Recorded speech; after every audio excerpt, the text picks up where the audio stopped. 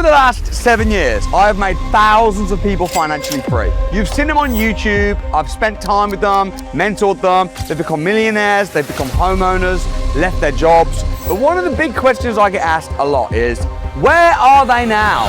All these people that became financially free, that bought houses, where are they now? A very famous story about a guy called Elijah Ramsey. And Elijah went from absolutely nothing, sharing a room with his brother, and he was broke. He didn't have any money. What he did have was he had drive, he had tenacity, he had hunger. So I spent 1 week in person with him, went to his property, we spent a full week together, and he ended up, in just 7 days, he bought a house from scratch. He packaged and sold property deals and used the money as the deposit to buy the house. And he set himself up for life. But that was almost 2 years ago. And now people are asking me, where is he now, what's he doing? So I thought, why not invite him to my home here in Dubai, sit down with him and find out how he's doing today. So Elijah, thanks for coming down to my house. Thank you for inviting me, bro. It's great to speak with you. I had the most amazing, that was a fun week, wasn't it? That was fun. It was a hard week, but it was a fun week. We've stayed in touch. Yeah. But I thought it'd be great to really just dive into the financials, the figures, and just keep it real. Talk about the struggles. Has it been as expected? So why don't you give me a little summary and then we can dive into where are you now? What are you doing? What's going on? Obviously, after the Financial Freedom Challenge, my aim, and I spoke with you, you asked, what's my goal in a year? And I told you, I want to be a property millionaire. So are you there or close? I'm very close. So after the Burnley property, I took on a BRR short-lease extension. Hang on, because we sold a BRR short-lease extension. Yeah. Not that one. Not that one. You found another one. So I found another one. That same agent, we actually... Ben. Do you remember Ben? Yeah. I remember Ben. Irish Ben. Irish Ben. I love shout out Ben. Yeah, shout out Ben. He's joined some of the courses, you know. But yeah, we'll talk about that a bit later in general. But yeah, so I kept in contact with Ben. Ben knew exactly what we were looking for. Properties with a short lease where you can add value in extending the lease, right? That's why, by the way, Elijah, I always say a good relationship with an agent is better than a good deal. 100%. We got a good deal, and I think, how much did we sell that deal for? Was it about 5 or 6 grand? 7 grand. 7 grand. Yeah. So we made 7 grand. 7 grand's great, but you didn't just get the deal; you got the relationship, which you nurtured. Yeah. Which now has ended up doing those deals, which is great. So tell me about that. This property then. Yeah. So he knew exactly what I was looking for, and we had one on modern auction in Wimbledon area. Right. And so it was. I had a very short lease, 41 years, and the purchase price was 180,000. We managed to buy it for... It's in London? This is in London, yeah. 180 grand? And it's a 2-bed, 2-bath masonette. And how long's the lease? 41 years. That's short, bro. I know, that was short. Have you bought it yet? I have bought it. Completed? So I'm still in the refinance process, but... No, I mean, you own it now. Yeah, I own it. That's huge. Yeah. That's huge. Which So is you own ridiculous. 2 properties now. Yeah. And this is exactly what we talked about. Because I remember you didn't want to go to Burnley. I don't want to go there. I don't want to go But there. I said to you, you have to get on the ladder. Yeah. Because that house, how much did we buy that Burnley house? Well, how much did you buy it for? 64,000. 64. It got you on the ladder, didn't it? It did. Do you regret buying it? Has it been shit? No, it's been good. Are you sure? I'm super grateful. I want to turn it into a service accommodation now. Yeah. It's rented at the minute. It is rented. How much? I'm getting 550. It was 620, but we lowered it to 550. Sure. But it's not bad for a 64 grand house. Yeah. And also that property, what's going on with the finance with that? Because... Yeah. So I had a credit blip on my side. So my lawyers messaged me about this. So obviously, it's my first time refinancing, purchasing a property. It's good though. Yeah. Because I like to talk about the crap as well. Yeah. You know, so tell me. So you had a blip. How did you have a blip? What happened? Context, by the way, in case someone doesn't know. So this property that you bought it for 64 grand. Yeah. It was worth more than that. It was worth 70 something, I think. Yeah, like it was 75, 80. Yeah, but you said it had just fallen through. You came in, bought it cheap, bought it cash. You financed it with Islamic finance. Yeah. Murabaha, which was financed by my company, Samuel Leeds Finance. Yeah. So I've been somewhat involved. Yeah. In it, just as the lender, your property. So with that being said, but it's a bridge. It's Islamic finance, but it's basically, tell us how it's structured and how it works. Yeah, so it's structured in a way where you yourself, as Samuel Leeds Islamic Finance, will purchase it at the 55,000 and then you will sell it to me for 64,000. Sure. And then... So instead of having interest... It's instead of interest is like installment.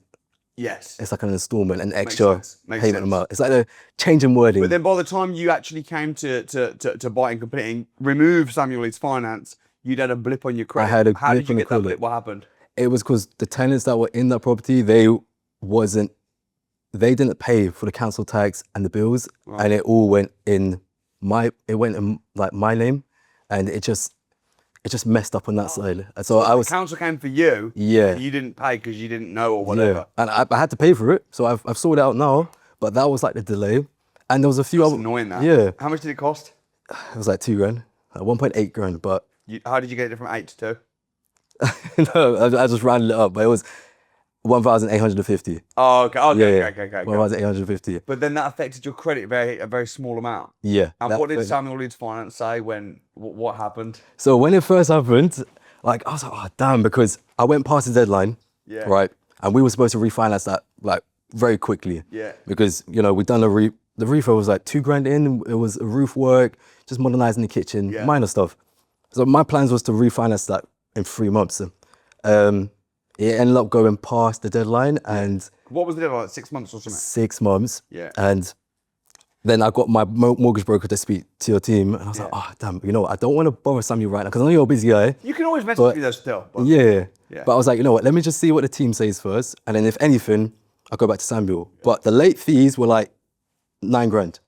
the late fees of my company. The late fees was $9,000, and I was like, I know. And I was like, oh damn. And you know what it is? Because when I do a project, Oh, bro, I didn't even know this. no, but thanks to you, Samuel wiped that off. Obviously, Not me personally. not you personally, but the team wiped it off, and in a sense that my mortgage broker actually had the offer. So we're in. So we waived all the fees. Yeah, you waived all the fees, which is good. That you know what though, the reason we set Samuel Leeds Finance up was that if people do have, because a lot of bridging companies or finance companies, they're almost like the mafia, bro. Yeah. They'll loan you money. It's almost verging on like loan sharks. Yeah. What we wanted to do with Samuel Leeds Finance is give people money that wouldn't necessarily get money from the banks. Mm-hmm. But then if they go over the deadline, there's issues, whatever. Obviously, we're running a business. Yeah, of course. But be compassionate and not be like. Or another thing is when you're trying to get finance or bridging finance, sometimes you might sign in the wrong place, and then it's like 5 working days, and then you're missing stuff, and it's just a nightmare. So we just wanted to just be good, be fair, be ethical, help our people. Yeah. So you can message me anytime. But I knew about. I did see it, the correspondence. Yeah. They'll see me in. But I'm glad that it's sorted. Yeah. And I'm even more glad that you've learned from a small deal, but now you've gone to a big deal. 100%. Because some of the stuff that the teething problems with the Burnley house, that if you'd have bought a £500,000 house in London, it's now a bigger deal, isn't it? Yeah. Yeah. So tell me then. So this house then, so the lease is only 40 years remaining. Yeah. How much 41 is it going years. to cost to renew it? So at the time, the neighbor extended the same lease 2 years ago for 40,000. So we had that in paper in mind. But however, we had the freehold, and the freeholder would put their price in. Yeah. So I purchased it for 185,000. Yeah. Stamp was 10,000. Lease extension, we actually got it to 50,000 because the freeholder wanted 60,000, and then we went through the whole tribunal court process. Yeah, so I know how all of that works now. You're now a master at least. I'm a master. You're now the king at leasehold extension. Yeah. Mate, that's awesome. That's awesome. I know. And it all started with sourcing one for someone else. So I remember when you sourced that property, you were asking me, and you were like, "What does it even mean? How do you extend the lease? I know. Who do you actually extend?" You didn't know anything. Yeah. I didn't even know what Section 42 was. Now, you've done it. Now I've done it. And then how much profit has it made? What's it gone up by? Yeah. So the end value is 360,000. Okay. So we're still on a refinance. I'm due to get the valuation back, but it should be within the 350, 360. And so hang on, bought it for 185. Yeah. 50 grand to extend the lease. Yeah. 10 grand stamp. So what's the profit? What's the uplift you're going to make? So 125 grand. 125 grand if the value's 360. Yeah. That's solid, mate. So you'll make over 100 grand clean profit on that. 100%. How does that feel? Life changer, man. Like, I used to work in my 9 to 5 as a building control surveyor, and I was making 1,500 a month. Do you know another thing you've done really well is? You've sold a lot of deals, over the last 2 years since the Financial Freedom Challenge. You got quite a lot of publicity off of the Financial Freedom Challenge. It was in the newspapers, I think. Was it in the newspapers? Yeah, I was. It was in the newspapers, hundreds of thousands of views.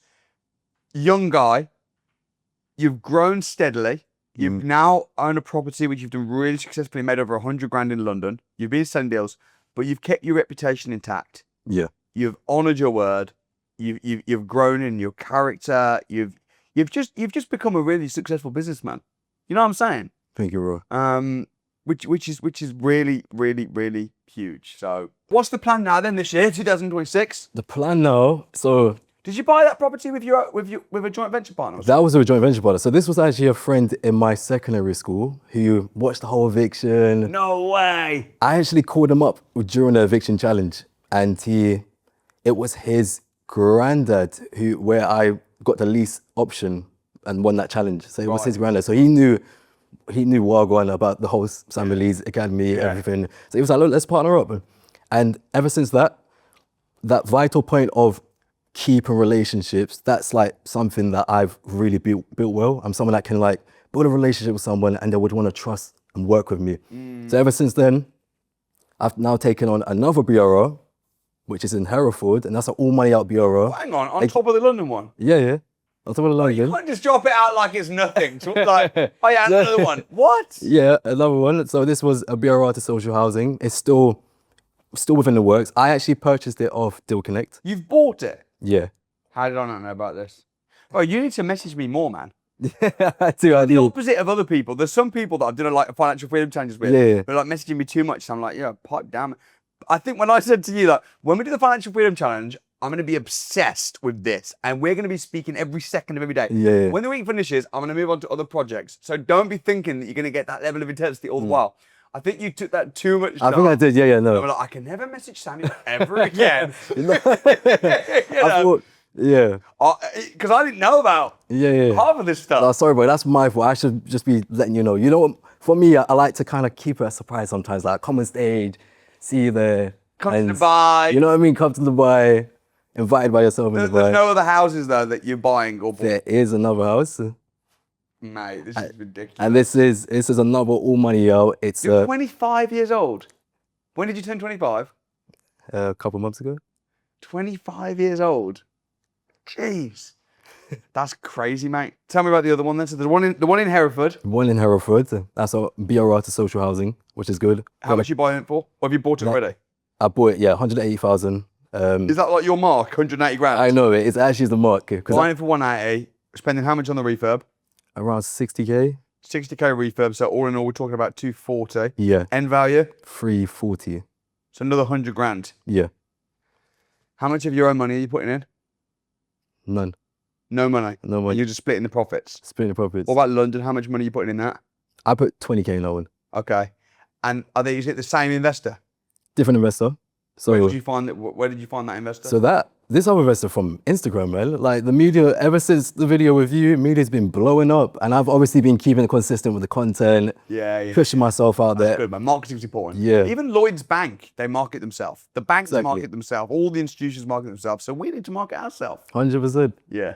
So that other one, the all money out, is a mixed commercial to residential HMO, and that's in Southport. Man, I want to see these, man. I know. I want to Hopefully, come down and see this. yeah. Hopefully, we can get everyone out, just check it out. Yes, man. Because I'm excited. So that's all there. Yeah. I've got another person. Yeah. And she wants a flip. So I'm due to complete, exchange literally in this week in Dubai, and that flip's going to be in Peterborough. So that's Peterborough. a 3-bed conversion to a 4-bed, and we're just flipping it. So that'll be, I think the flip profit is 102,000, and we are splitting that 50-50. Mate, so good. Thank you, man. There's more stuff. What else? There's more stuff. Not only that, obviously I've been smashing the deal selling. Since the Financial Freedom Challenge, I knew that my strength is working well under pressure. When literally, remember that time when we went into the, was it the Surrey's Inner Circle? Yes. Yeah. And you told me, look, Elijah, if you have 2 hours, you have to make at least 2 grand. Yeah? You have to make 2 grand. If you don't, you're not getting my car. You have to walk all the way home. I'm like, we're not going home. Yeah, exactly. Yeah. And you didn't shout me out, boost me. No one knew that I was eviction winner or anything. You actually told people that I lost, to be fair. Did I? Yeah, I think you told a couple people, no, Elijah didn't win eviction. So no, you done it in a way where it's like, I'm not branded. I need to actually put myself out there. Yeah, I'm not doing it for you. I'm not saying, what I mean? buy from Elijah. Yeah, yeah. No, you do yourself. Exactly. So from the techniques that you taught me in the selling, I implemented that in the day.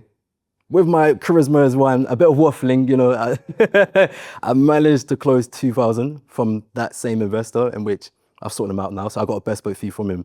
So I realized that I work well under pressure, and I was giving myself individual financial freedom challenges, which I would film like on YouTube or just myself. And the biggest source fee I've actually made was 35 grand from selling a social housing block deal to an investor. Wow. And even just before coming up to Dubai, I gave myself a 5-day challenge, and my 5-day challenge was to make 20K. I actually made 23K, and this is all, you know, all legitimate. I sold a small block deal. It was an 8-unit block deal in Hampshire, and this deal got rated 85% on Deal Connect as well. With all my deals, now I make sure they go through the Deal Connect process, rate my deal, and My guy. I have to now, you know what I mean? And I My guy. I know the packet, because don't get me wrong, there's been a few deals I've sold.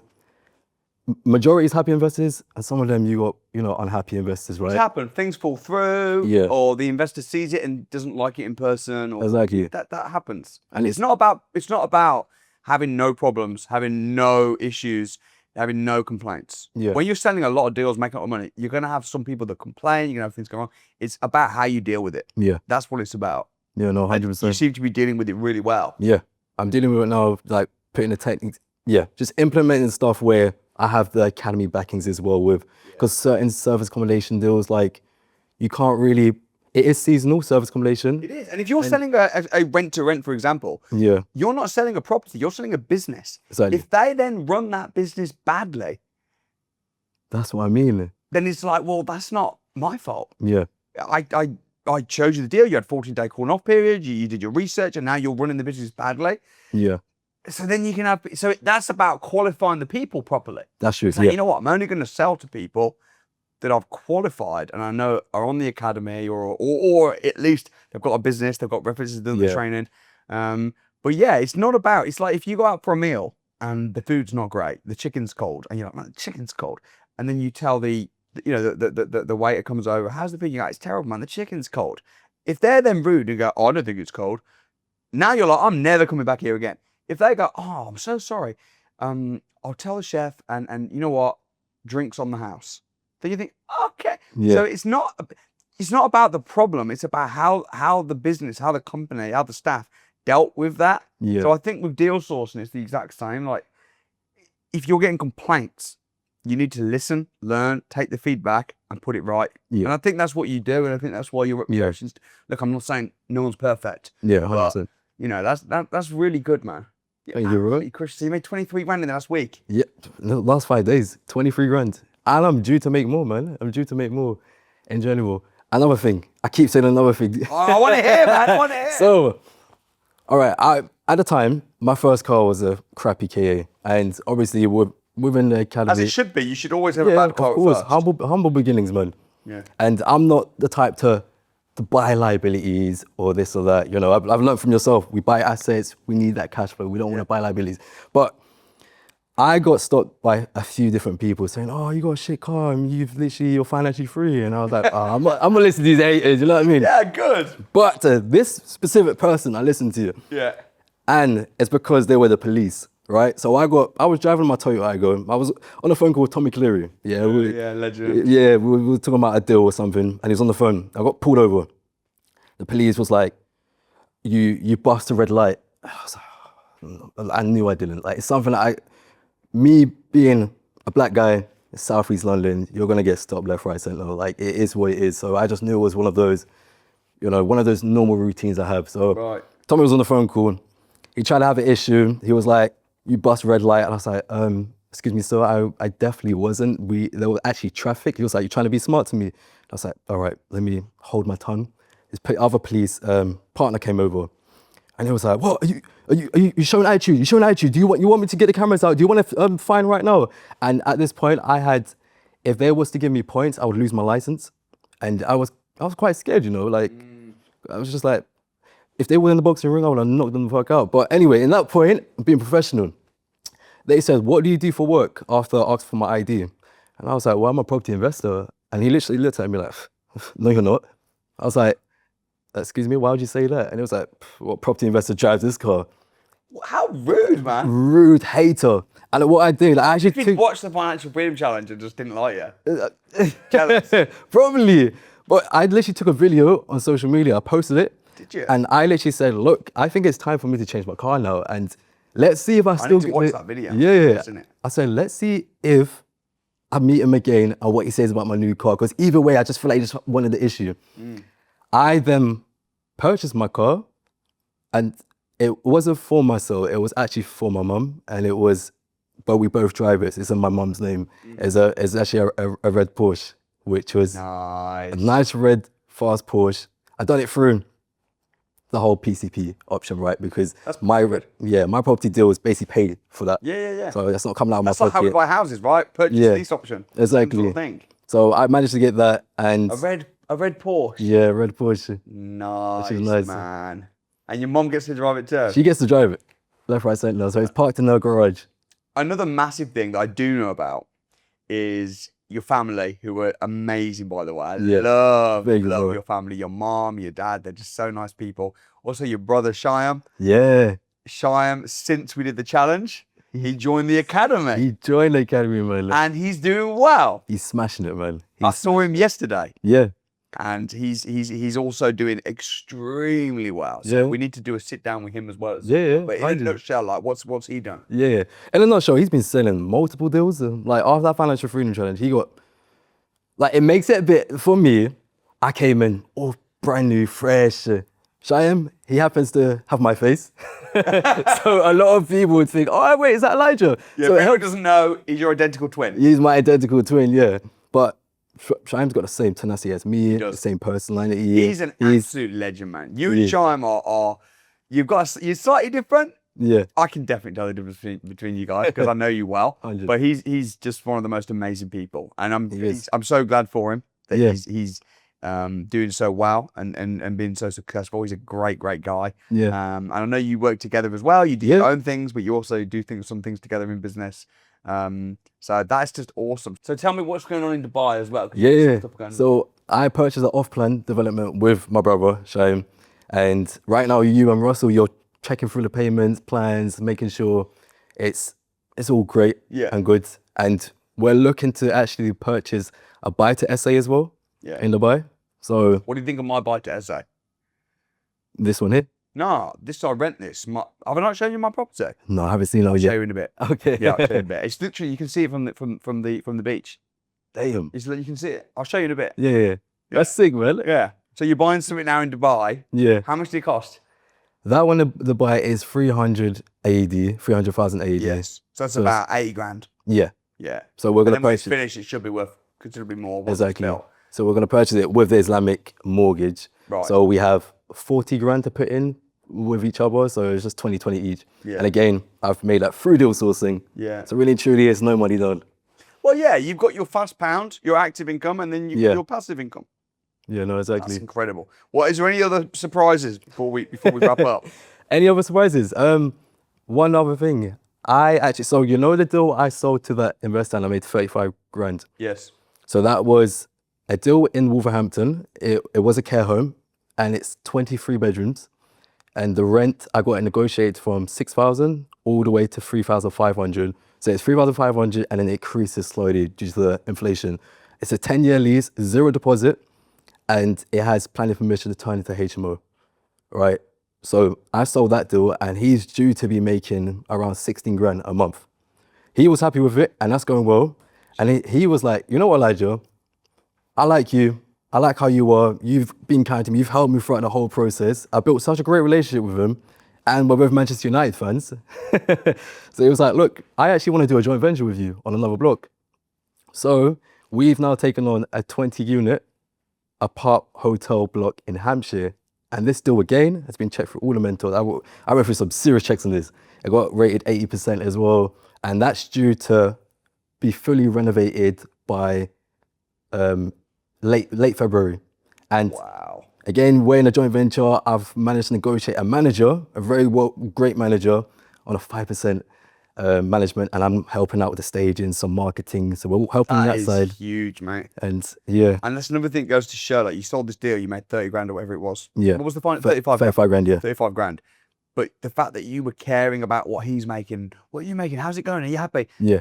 And then he's really happy and he's making loads of money. And now you're partnering with him. Yeah. It's just how business should be done, man. We ran a workshop a few days ago here in Dubai, and I asked a question, which was, I asked everybody, and I said, what do you want from me? How can I help you next? I'm going to ask you the question now, bro, because I don't think you've answered it. Yeah. Like, you're doing really well, making lots of money, Yeah. smashing it, building businesses, buying properties left, right, and center. But what do you need from me? What do you need help with? Because I wanna. The way I'm an investor. Yeah. You're an investor. When you invest in a property, if the property doesn't give you a great return, you go, okay, I'm not going to do that again. Yeah. If you invest in a property that makes a really good return, you invest more money into properties like that. I invested time into you. Yeah, 100%. I put a week into you. As a result, you've gone on to buy multiple properties, making very, very good money, almost a property millionaire within 2 years. Almost. And you were 23 when we Yeah. did the challenge. I want to invest more into you now.